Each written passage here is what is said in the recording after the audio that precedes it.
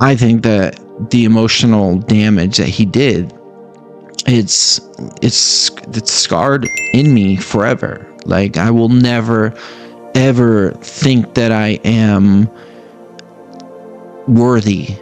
Never. No matter what I did, no matter if once I graduated college, once I created a successful business, once I hit $100,000 on Amazon a month, once I would make all-state baseball teams, all-state basketball teams, hoping that maybe he would, this was before, I'm hoping that maybe he would see me and think that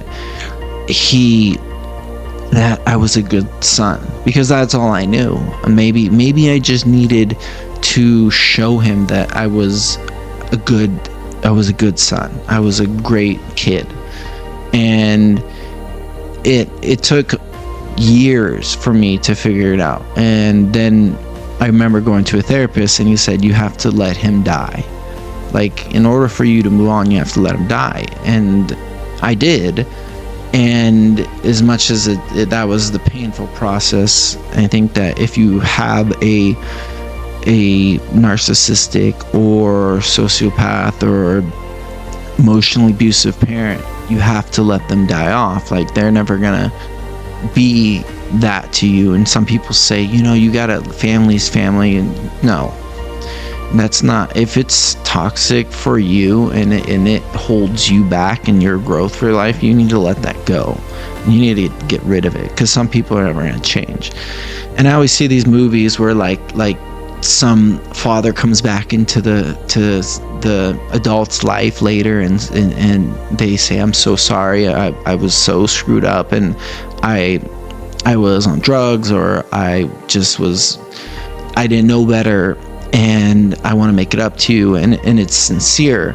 And I'm like, if I had that from him, I would any day over the week take that, if it was sincere. And I would be like wishing, like, those people, I'm like, God. And then the people are like, no, I don't want anything to do with you, and they hold these grudges on them. And I'm like, you should, like, if the person is sincere, we all, parents, one thing is they don't have a guidebook, so they don't know, like, necessarily, like, how to raise children. Like, if you haven't raised, you see some dog owners out there, and you're like, what the, that person should not own a dog. Like, I wonder how their kid's gonna be if they can't even own a dog.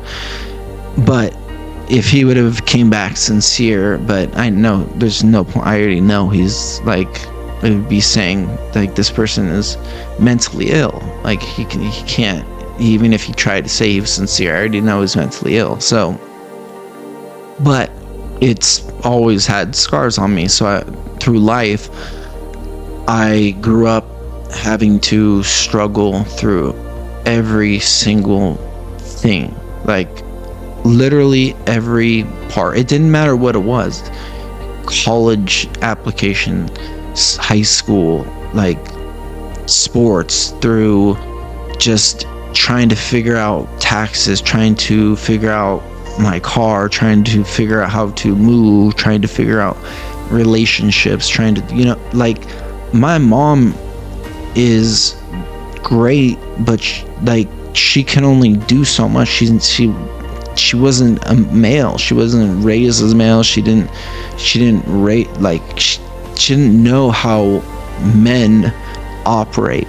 So she can only do so much, and her instinct is to nurture.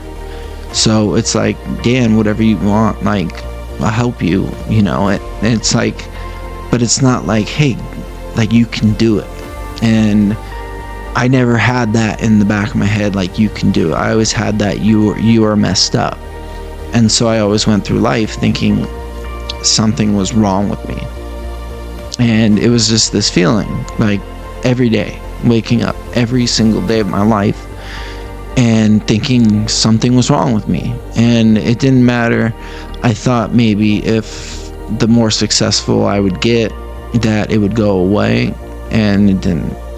And taking drugs, it relieved it for a little bit, but it just comes back. Like, and I realized that it's trauma. It's there. It's scarred in you for life. I will be 80 years old, and nothing will ever complete me. Nothing will ever. I will always be left wondering, like, I am not good enough.